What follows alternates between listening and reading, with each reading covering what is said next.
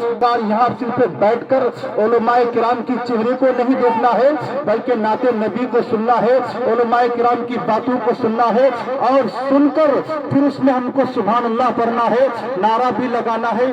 اگر آپ یہ کام کریں گے تو قسم خدا کی آپ کے نام اعمال لکھنے والے فرشتے آپ کے نام اعمال کی رجسٹر میں نیکی لکھا جائے گا۔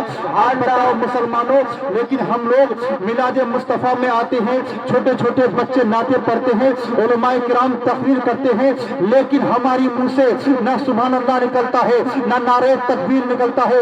بتاؤ مسلمانوں، آخر کار کب بولو گے، کب نعرہ تکبیر لگاؤ گے، کب ہماری منہ سے سبحان اللہ نکلے گا؟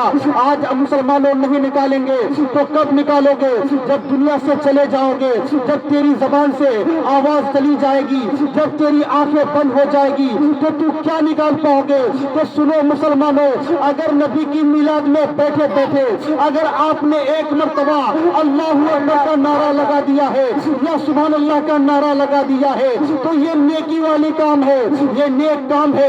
یہی نیک کام جب آپ کا میدان محشر میں آپ کی حاضری ہوگی، آپ کی حاضری ہونے کے بعد وہاں نام اعمال تولا جائے گا۔ ایک طرف آپ کے ہاتھ میں نیکی کا رجسٹر ہوگا اور دوسرے ہاتھ میں بدی کا رجسٹر ہوگا، دونوں رجسٹر آپ کے ہاتھ میں ہوگا۔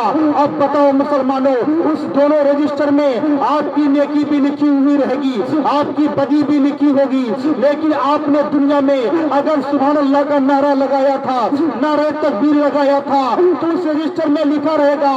اور جب میدان محشر میں رب کے سامنے جب تیری پیشی ہوگی، جب تو حاضر ہوگا تو رب فرمائے گا، اے میرے بندے، تیری نیکی گھٹ رہی ہے، اب تو جنت میں کیسے جائے گا؟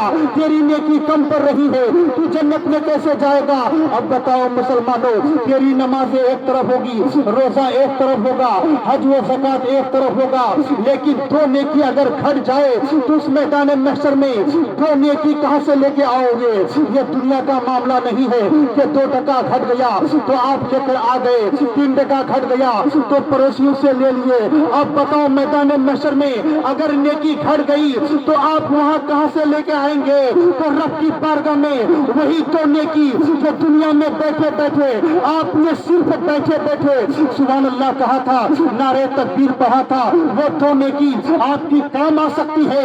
اور ایسا کام آئے گا کہ جب آپ جہنم، جب آپ کو حکم سنایا جائے گا اس وقت یہ تو نیکی آپ کو جہنم جانے سے بچا لے گی، اور رب کی بارگاہ میں تو عرض کرے گا، اے میرے پروردگار، اگرچہ میں نماز پڑھ کے نہیں آیا ہوں، روزہ رکھ کے نہیں آیا ہوں، لیکن ہے میرے پروردگار، دنیا میں تیرے نبی کا ذکر ہو رہا تھا، میں اس ذکر کو سن کر آیا ہوں، اور سن کر ہی نہیں بلکہ جب تیرے نبی کا ذکر ہو رہا تھا اس وقت میں سبحان اللہ کا نعرہ لگا کے آیا ہوں۔